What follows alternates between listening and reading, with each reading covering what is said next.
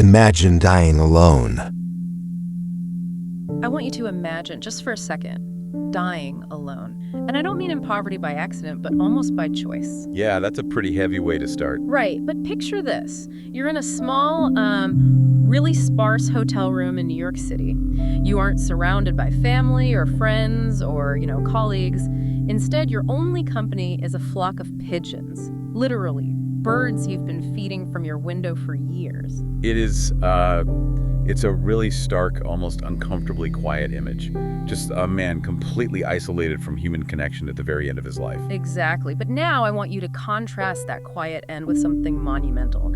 Because just a few decades prior, your name had literally lit up the entire world. I mean, the ideas born in your mind were running inside every home, every factory, every city on Earth. You had dreamed of, wireless electricity, instant communication across continents. A global energy system that would give power to every single human being on the planet, and completely for free, too.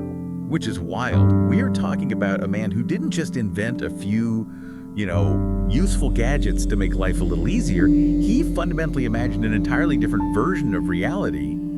And this is the crazy part, with staggering, almost terrifying precision, he actually built it. He did. So for today's deep dive, we are looking at the sources covering the life of Nikola Tesla. And our mission today is to explore this incredible paradox, right? We are tracking the man who basically powered the modern world, and we're trying to understand why that very same modern world essentially erased his game and just left him behind. Because I guarantee you, the device you're using right now to listen to this deep dive and, the electrical grid charging it is powered by the ghost of a man history really tried to bury. It's a profound tragedy, honestly. What we're going to see as we synthesize these sources today is the inevitable violent clash between raw, pure, unfiltered genius and the completely ruthless, pragmatic systems of money and power that govern our world. Okay, let's unpack this from the very beginning. Because even his birth sounds like something out of a mythological graphic novel or something. It really does. We're in the Serbian village of Smiljan. The date is July 10th, 1856. And there's this violent, roaring thunderstorm tearing through the area right as his mother goes into labor. The atmospheric conditions were so severe, actually, that the frightened midwife assisting with the birth took it as an omen. Yeah, she literally told Tesla's mother that the lightning meant the baby would be a child of darkness. Which is just a brutal thing to say to a woman in the middle of labor. Completely inappropriate. But his mother, she just looks at the newborn and replies, no, he will be a child of light. And she had absolutely no idea how prophetic that statement would be. And, it's crucial to understand his mother's influence here, too. Right. She was largely self-educated, but she possessed this truly remarkable gift. She could memorize and recite entire volumes of poetry and literature perfectly from memory. Like a photographic memory, basically. Exactly. And she also spent her time inventing small household tools to make daily chores easier.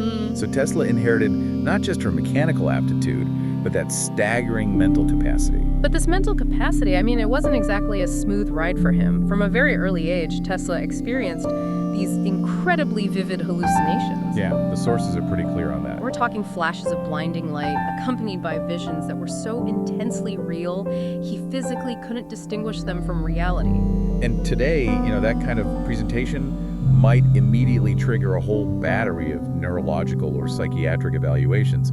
But Tesla somehow learned to harness it. Yeah. Those blinding flashes evolved into an ability to close his eyes and see objects with perfect three-dimensional clarity. So to use an analogy, it's like his brain came pre-installed with biological CAD software. That's a great way to put it. But he wasn't just visualizing a static picture, right? He was essentially running a physics simulation in real time inside his skull. The sources note he would mentally turn the machine on, let it run for 3 weeks in his head, and then mentally take it apart to check which physical gears had worn down from friction. Before he ever even picked up a pencil to draw a blueprint. Exactly. That is the perfect way to describe it. He already knew the machines would work before they existed in the physical world. Yeah. And this processing power manifested in his schooling, too. He could perform integral calculus entirely in his head. Let me just frame that for anyone listening. Integral calculus, which, for those of us who aren't math majors, is the incredibly complex math used to calculate things like the exact continuous area under a curve, and he was doing that entirely in his head. To the point where his teachers genuinely accused him of cheating. Oh, yeah. There's that great anecdote where he told a professor he had already solved a complex math problem mentally before the professor had even finished writing it on the chalkboard. Yeah, he was just that fast. Yeah. But I have to push back here a little bit. Was this level of visualization actually a gift?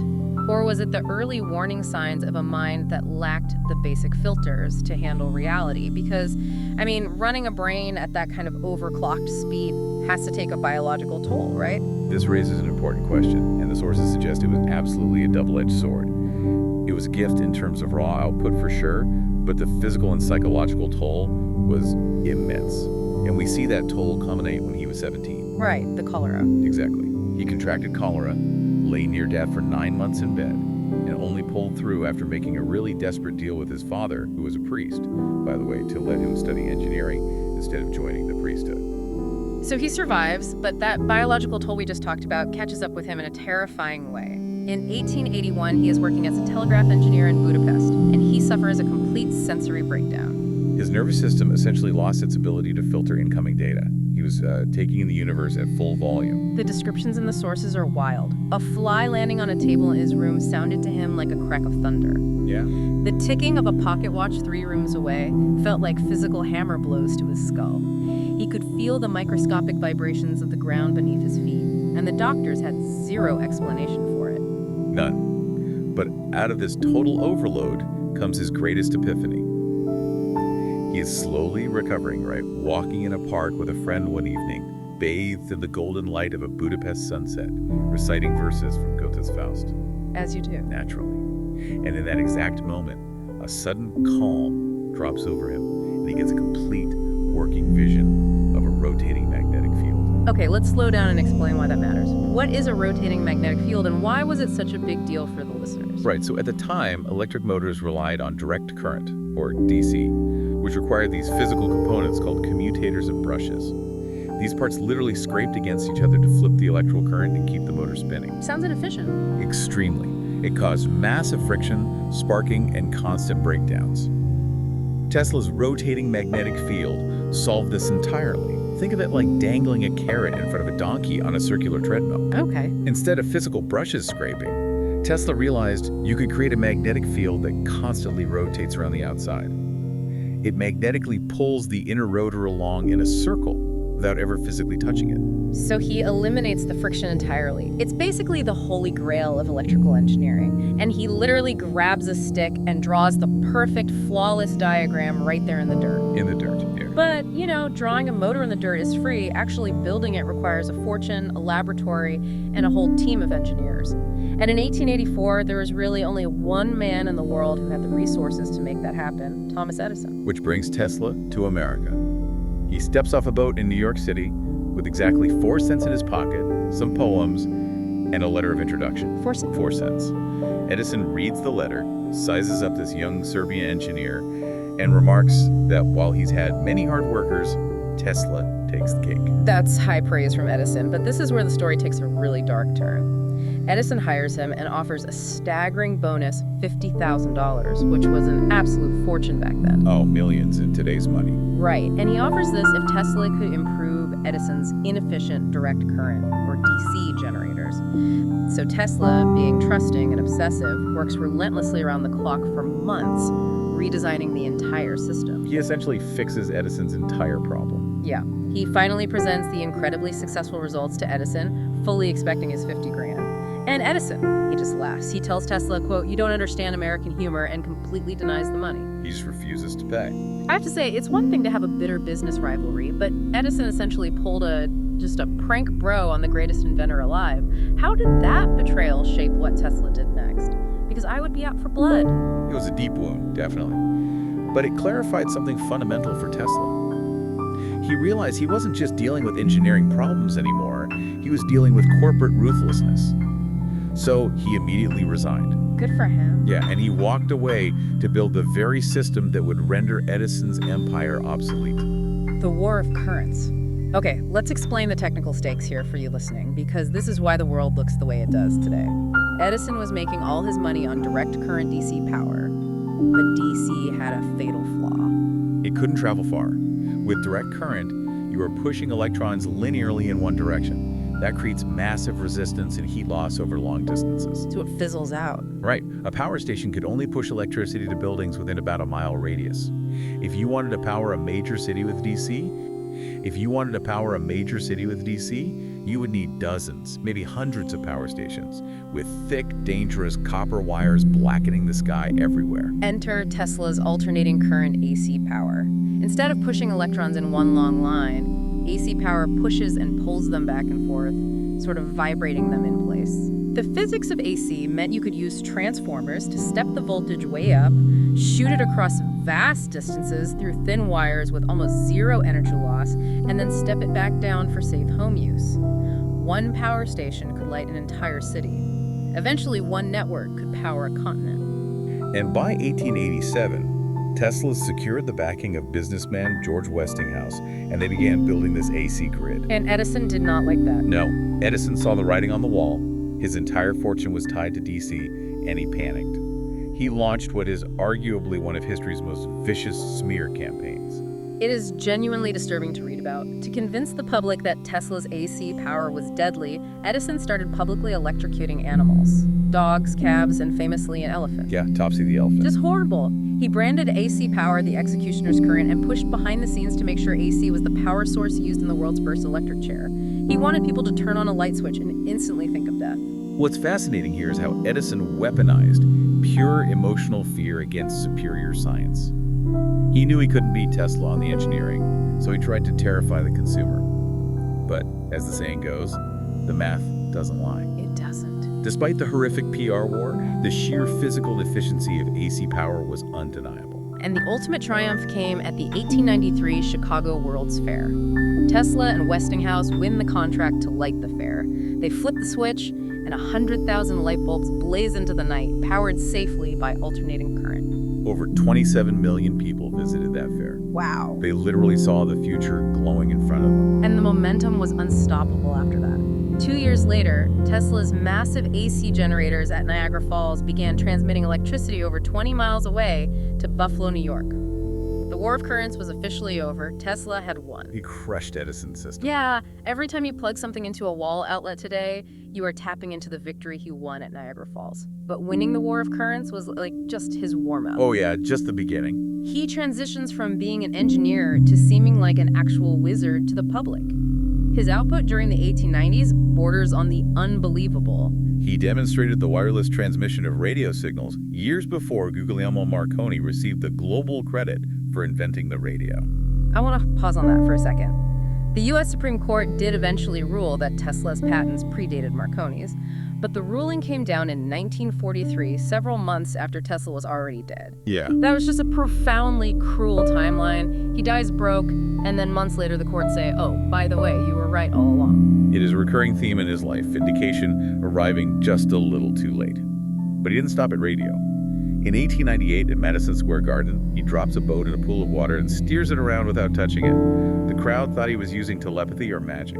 It was the world's first remote-controlled vehicle. Tesla described it as a torpedo boat without a crew. He was also at the same time experimenting with X-rays. He called them shadowgraphs. And crucially, he understood the mechanism of radiation damage long before the mainstream medical community did. Right. Openly warning about the risks of overexposure while others were treating X-rays as a fun parlor trick. He is basically speed-running the technological advancements of the 20th century. But having conquered the power grid, his ambition expands from powering cities to powering the entire planet. And this is where the tone of our story really has to shift, because his next vision was so massive that it ultimately broke him. Right. He discovers something called the resonant frequency of the Earth. Explain how that works, because honestly, it sounds like science fiction. It does. Think of pushing a child on a swing. If you push at exactly the right moment, matching the swing's natural rhythm, the energy amplifies and the swing goes higher with very little effort. Okay, makes sense. Tesla believed the Earth itself had a natural electrical frequency. If he could build a transmitter to pump energy into the ground at just the right rhythm, the entire globe would amplify that energy, ringing with electricity like a massive bell. And based on this, he conceived of his magnum opus, the Wardenclyffe Tower on Long Island. This wasn't just a bigger power plant. The goal of this tower was to tap into that Earth resonance to transmit wireless electricity globally. And not just wireless, free free. He wanted to give energy to everyone, everywhere, for nothing. And that single word, free, is the catalyst for his downfall. The project was initially funded by J.P. Morgan, arguably the most powerful banker in America at the time. Right. But Morgan was a capitalist, not a philanthropist. When he realized Tesla's ultimate goal was to give power away, he pulled the funding immediately. Morgan reportedly asked the singular, devastating question: if anyone can draw on the power, where do we put the meter? It's heartbreaking. It's like someone successfully inventing the internet, and the richest guy in the world shuts the whole thing down because he can't figure out where to put the coin slot. That's a brutal comparison, but it's totally accurate.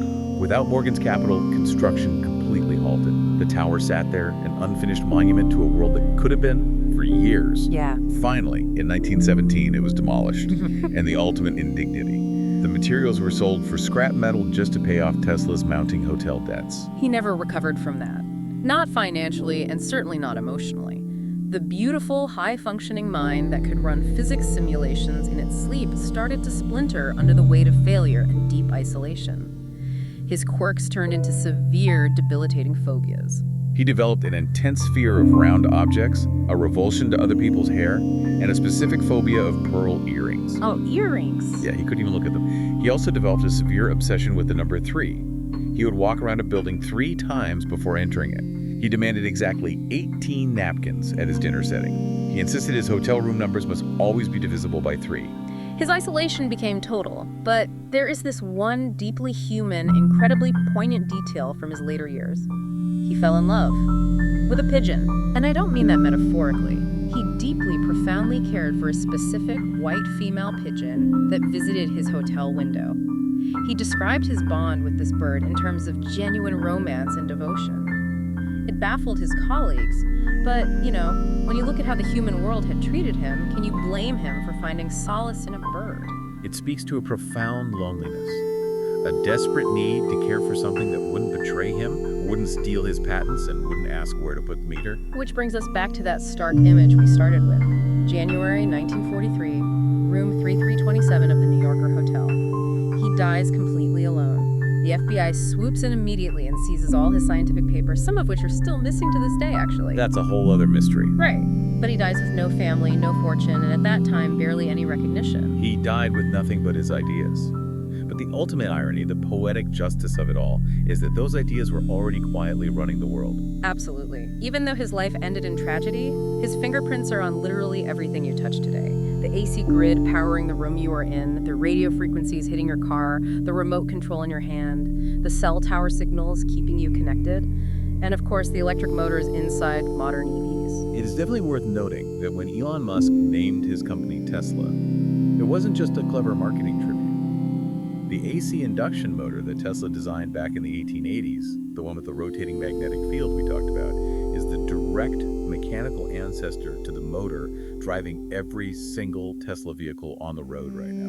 And remember that vision of wireless energy transfer that caused J.P. Morgan to ruin him? Fast forward to today, and billions of dollars are being poured into researching exactly that mechanism. Wireless charging for our phones, for our cars, even for medical devices implanted inside the human body. He wasn't wrong, he was just a century early. Which brings us to perhaps the most mind-bending piece of evidence in these sources. In 1908, Nikola Tesla wrote a prediction that essentially saw the digital age before it was even a concept. I really want to read the exact quote, because it is staggering. Let's hear it. He wrote, "As soon as it is completed, it will be possible for a businessman in New York to dictate instructions and have them instantly appear in type at his office in London or elsewhere. He will be able to call up from his desk and talk to any telephone subscriber on the globe." He wrote that in 1908, decades before the first computer. He perfectly, flawlessly described the smartphone in your pocket. If we connect this to the bigger picture, the tragedy of Nikola Tesla is not simply that he was ahead of his time. History is full of brilliant people who are ahead of their time. The real tragedy is that the systems of money and power that surround genius do not always serve it. Sometimes they consume it. Purity of vision, his desire to give away power for free, his refusal to play the corporate game was his greatest vulnerability. Let's leave you with a final image. There is a famous photograph of Nikola Tesla taken in 1893. He is sitting inside his laboratory in Colorado Springs. All around him, these massive, terrifying electrical coils are discharging actual bolts of artificial lightning. Massive bolts. Yeah, some of them over 130 feet long. The air is practically catching fire. And in the center of this chaos, Tesla is sitting in a wooden chair, just calmly reading a book. He is completely at peace in the middle of a violent storm of his own creation because he understood the forces of the universe better than anyone else alive. He once said, "The present is theirs, the future for which I have really worked is mine." He was absolutely right. But it leaves me with this thought for you to chew on. If someone were born today with Tesla's level of pure world-changing vision, what would happen to them? It's a great question. Would our modern systems of venture capital, our demand for immediate quarterly profits, actually allow them to build their Wardenclyffe Tower? Or would they be stripped of their patents, defunded, and left to feed the pigeons, just like he was? Makes you wonder if the next Tesla is out there right now, just waiting for the rest of us to catch up. There's a photograph of Nikola Tesla taken in 1893. He is sitting in his laboratory in Colorado Springs. Around him, massive electrical coils are discharging bolts of artificial lightning, some over 130 feet long. The air is alive with electricity. The ground glows, and Tesla is sitting there, calmly reading a book. He looks completely at peace, like a man sitting in the middle of a storm he created because he understood it better than anyone alive.